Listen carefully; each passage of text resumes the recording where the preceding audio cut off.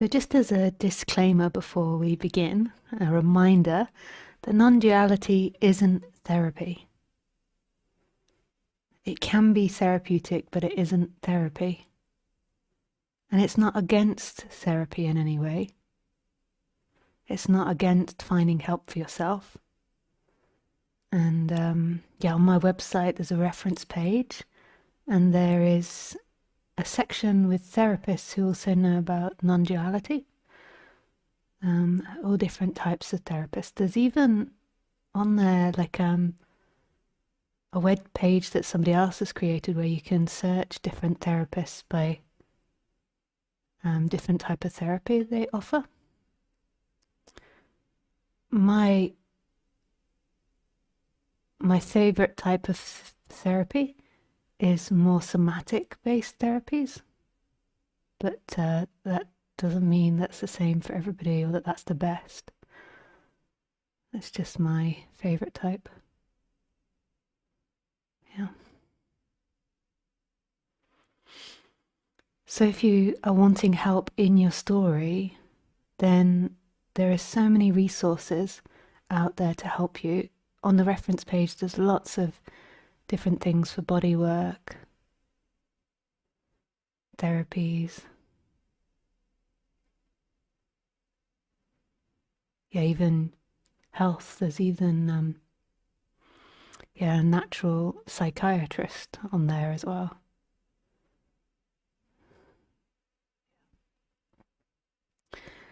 But non-duality isn't that, and often it's mistaken for that, and people get into waking up because their story is very painful or their story is very traumatic. And when I was in Buddhism, what I learned was you have to realize that life is suffering to really dedicate yourself to this path. Like the Four Noble Truths, the first one is to realize life is suffering so that life doesn't work. So that's often why people come to this path from suffering, because they realize that they can't keep anything, they can't hold anything, they can't keep this happy life. There's inevitably suffering, things will always change.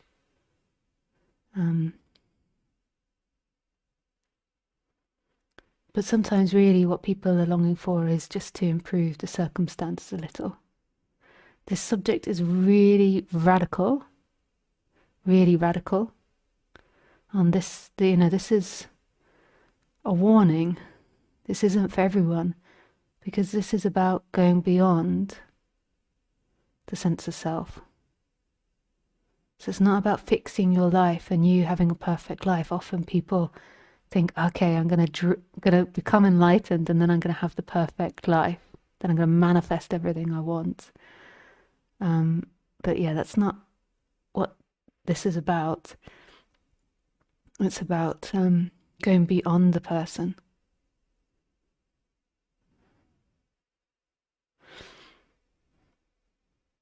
I mean, if we put it really extremely, you could say the death of the illusion of the person, of who you think yourself to be. So that's very radical.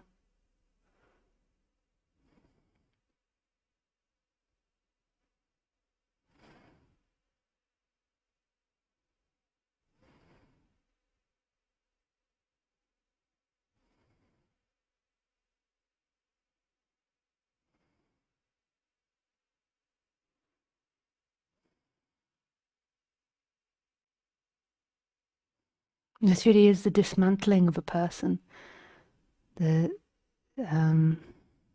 dismantling of everything you think yourself to be. And no, it's very full on, full throttle. But if this is your destiny to be here and to question the illusion of self, then that is the destiny. And this isn't my message. This isn't something Lisa or I made up. It's called Nonduality, and you can find it in Buddhism. in Hinduism, in Jainism, Sikhism, and also in Christianity and in Islam and Judaism, but predominantly it's most obvious, I think, in Hinduism and Buddhism, and maybe Jainism and Sikhism, which kind of all grew up together in Asia.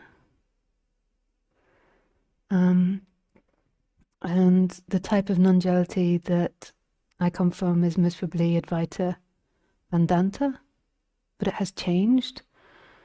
You know, coming over to the West is different from maybe more traditional Advaita.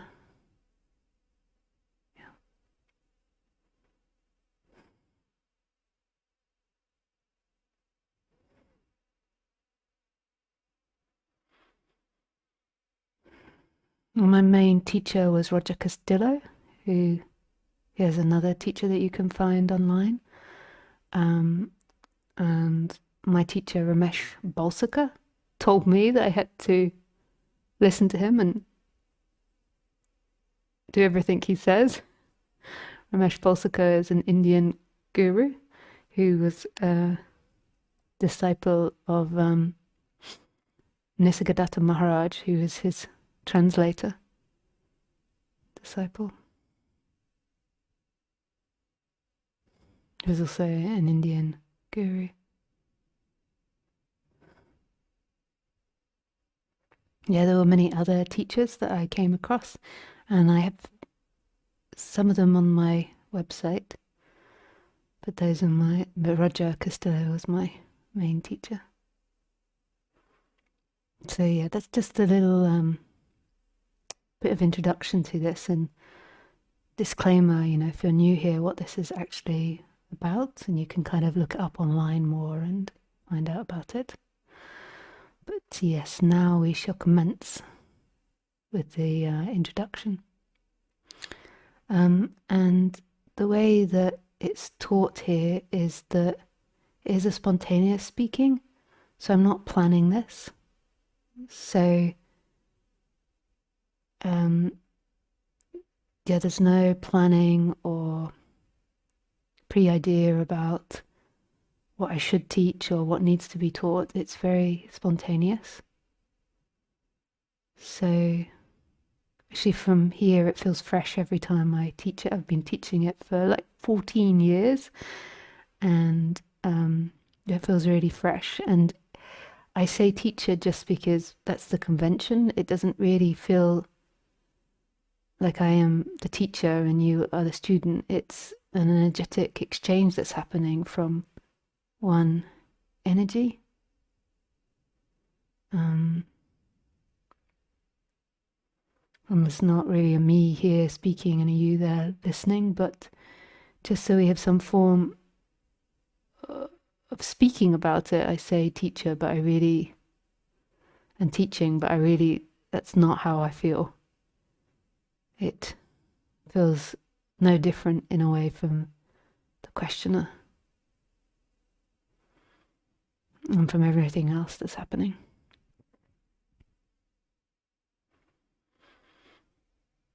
Yeah, and what happens, what we do is something called satsang, which again isn't something that I invented. It's a place of meeting and truth.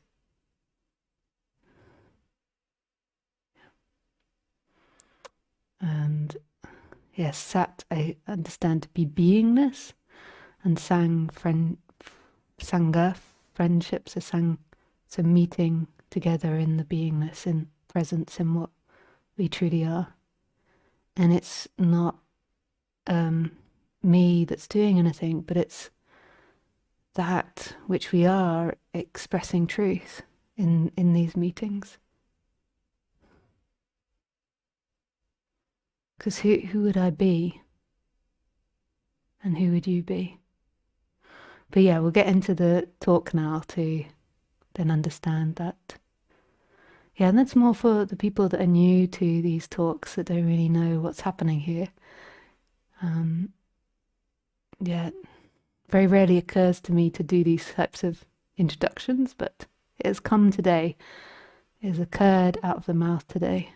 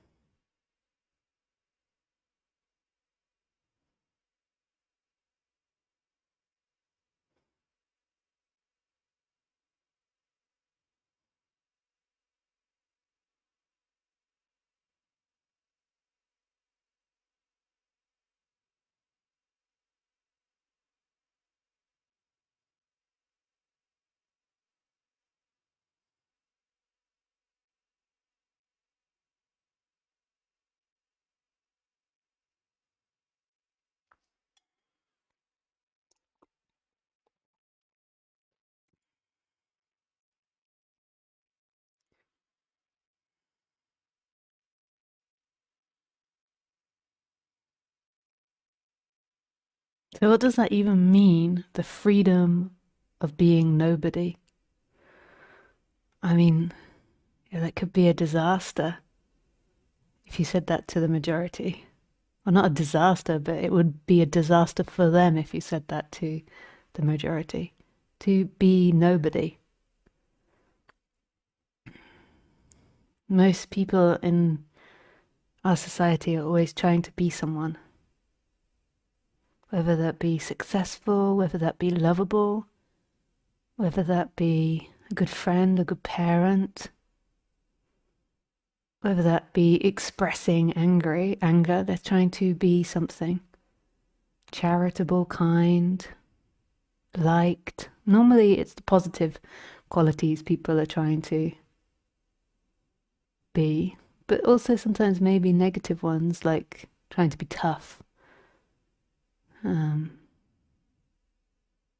showing strength. That's not negative necessarily, but I'm just thinking more thinking of bullies then.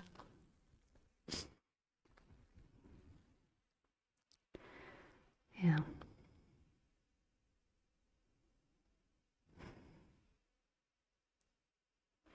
So most people are always trying to be something.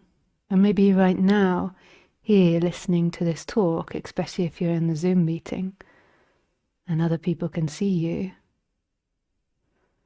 maybe you're trying to be something. Maybe you're trying to be something for me.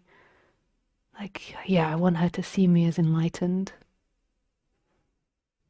or good looking, or kind, or like her, or noticeable, important, something, anything.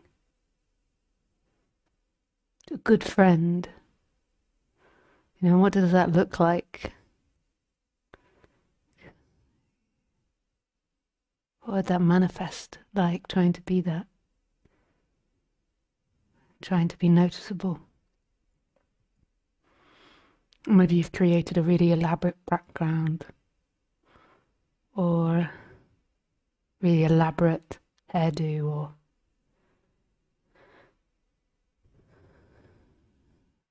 maybe you're trying to sit in the perfect meditation position. I'm not looking at people now, like seeing who's doing that. On something. Quick, the video goes off. So, yeah, everyone's always trying to be something, and they often don't know what they're trying to be. So it's like an unconscious thing. They're just busy doing it, like lost in the activity of doing it, and they don't really realize that that is something they're up to or they're playing. And what that does is it creates excitement to try to be something. Like, oh, is she going to pick me, pick me, pick me? Am I going to be the most loved? That is these others, and then you're competing to be something, and that's like very exciting. But obviously, it comes with the opposite, because if that's the case, that there is one person out of 50, say, that's going to be picked to be loved, there's going to be 49 people that aren't picked to be loved. So it's going to come with pain.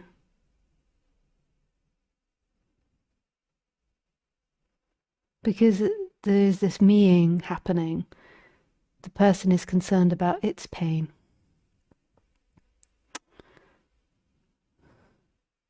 I remember when I was younger, and this is like a cornerstone of Lisa's personality.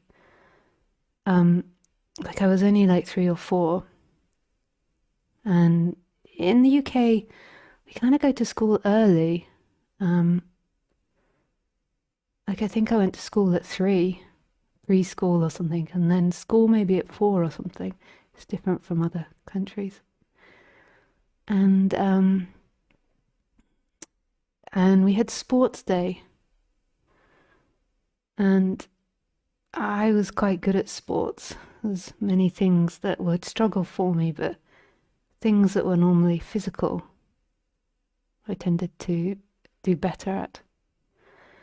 And yeah, my dad was very athletic also, so he most probably always got me doing athletic stuff as a kid.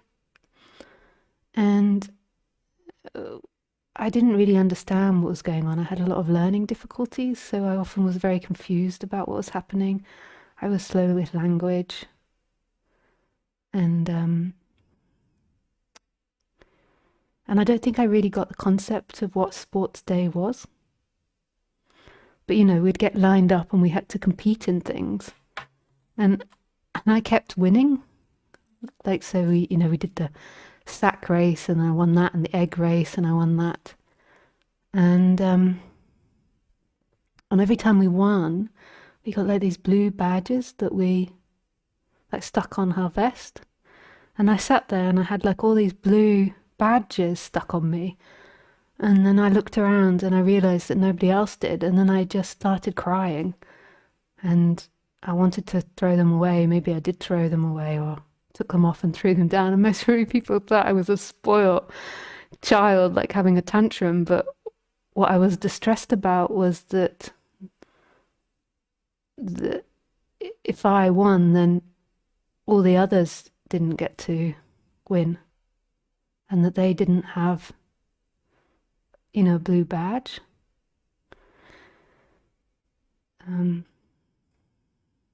So back to this dynamic, like if you are wanting to be special now, wanting to be noticed,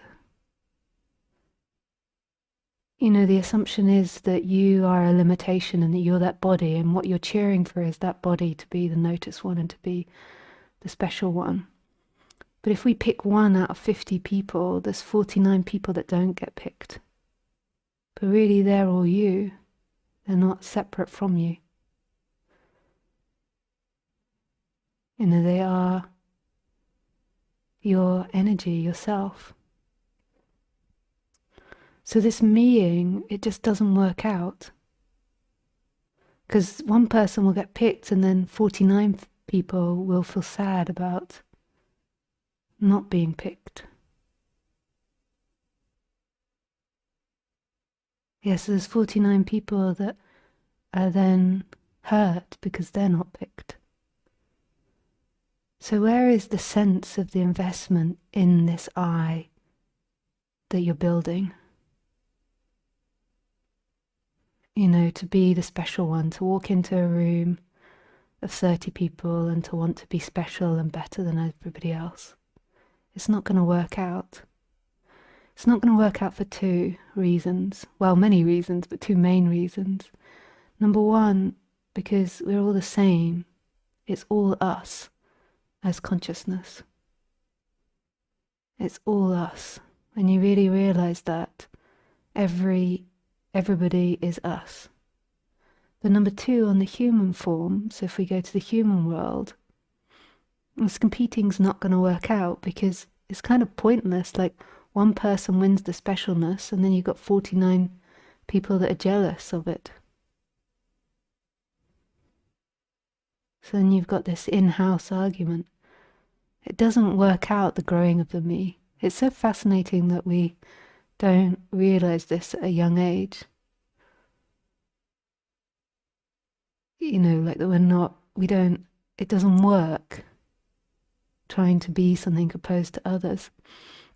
Whereas this other way of what's being suggested is this recognition that everything is you, everything. So if now one person was an amazing violinist and started playing, it's not that they're special or they're better than anybody. That music is you. That music is from you. But not you as a body-mind, you as consciousness. And this is the love affair. This is where you, on the human level, truly love all your fellow humans. And then on the absolute level, it's a love affair because it comes from you as that non-divided energy. It's not coming from a person. It's coming from the stillness of what you are. And then there's no you that's in competition with that other person, that's jealous of that other person, that wants to be that other person, that wants something from the other person or wants to be recognized by that specialness. But in fact, it's a love affair of yourself. The music is you. What a celebration. It's such a love affair. So then you see other people being rich, you see other people being more beautiful than you, or having more things than you, or playing better music, and you don't need to throw stones at them because of jealousy, because you've seen through the illusion of you, and then you see that that's actually coming from you and there's no separation. It's your own music, but not your own music as a selfish entity, but your own music as love, as beingness. Like there's nobody that claims it as a single thing, but as all things. And then this is where you also don't need to own anything. You know, when you're identified, you want to own things to keep things for yourself as a person. I'm not talking about ownership of house or things like this. I mean, own something energetically. You don't need to own something to make it yours because you love it. You see the beauty of it and you set it free. You don't need to have it in order to be reminded constantly of beauty, because you are that beauty. You are that creative force which created it. So it's really the end of all our human problems in terms of war and social issues when life is seen like this. It's the end of this comparison. They are better than me. I need to be loved by them, because you're walking around in self. You're in yourself. And when you're in yourself, there is nobody to compare against. There is nobody to compete against. There is nobody that's separate from the objects. There is only life, or beingness, or big consciousness, whatever we call it. Or Satchitananda, where consciousness and beingness have merged together. And then everything is you. Everything is a reflection of you. I mean, it's not even a reflection, it is you. And then this is the love affair. And this is the end of craving. I need this in order to be someone. I need this in order to be special. I need this in order to be better than. I need this in order to look a certain way to other people. I need this because that will relax me. When you truly recognize that home is yourself, within yourself, not yourself as an identity, not yourself as a name or a form or an image or a thought, but yourself as that which is beyond.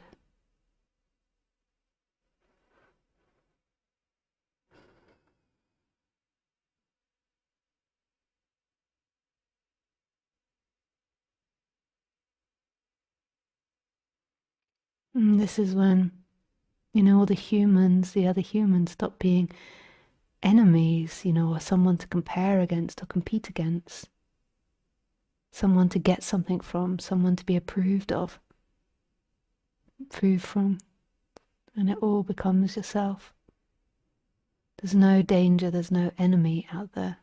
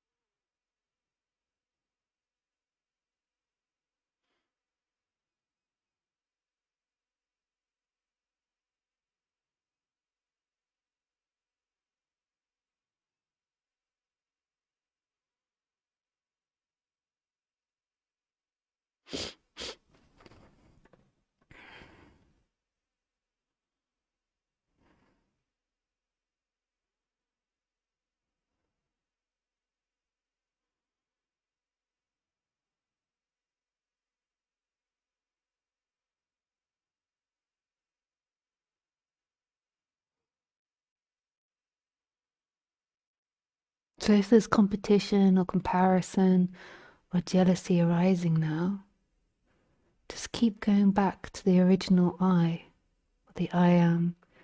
You know, where are those thoughts and feelings arising from? To whom are they arising to?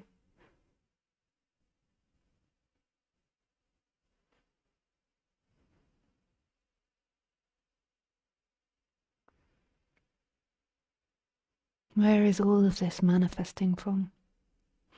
You know, once you see where the thoughts of you and the feelings of you are arising from, you begin to see where the whole world is arising from.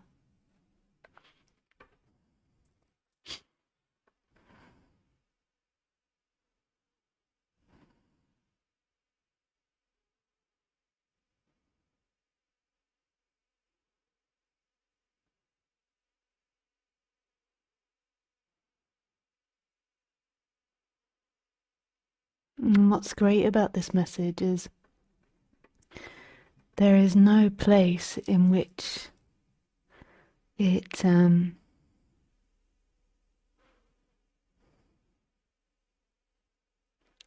be seen, because it's everywhere you go. So if you think, oh, I can't do this, you know, because I'm working all the time, or yourself, your true self doesn't leave you. There's never an experience without it. So if we call your true self the watching, say there's just someone unmuted again in Zoom. I'll put the setting on next time so that doesn't happen. But no.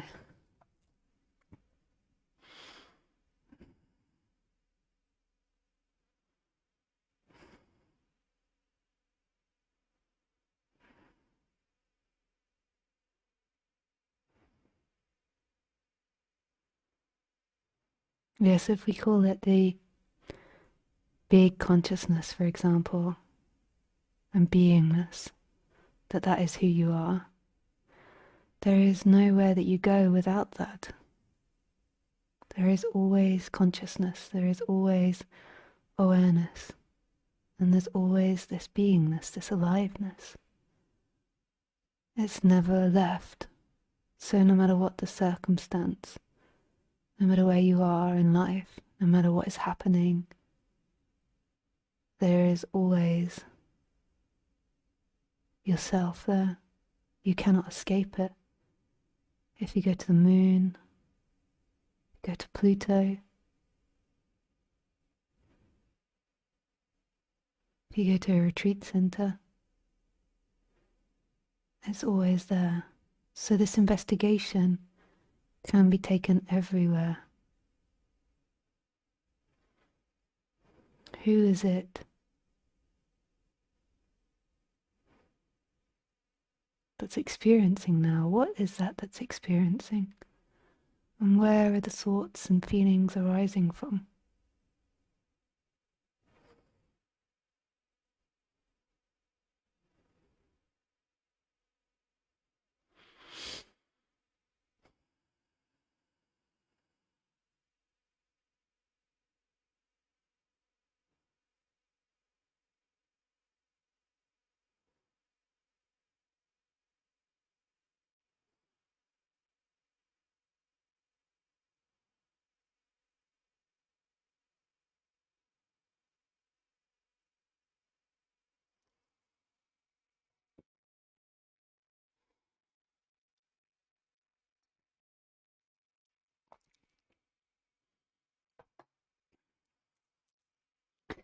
Okay, so we can open up to questions.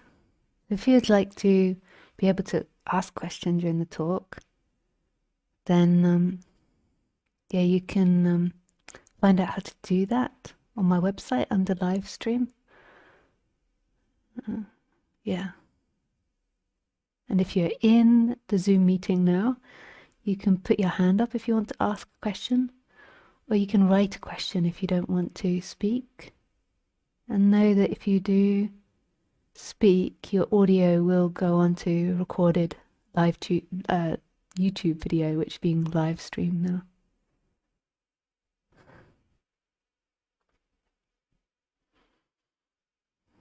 Not your video, just your audio. Yeah. Okay.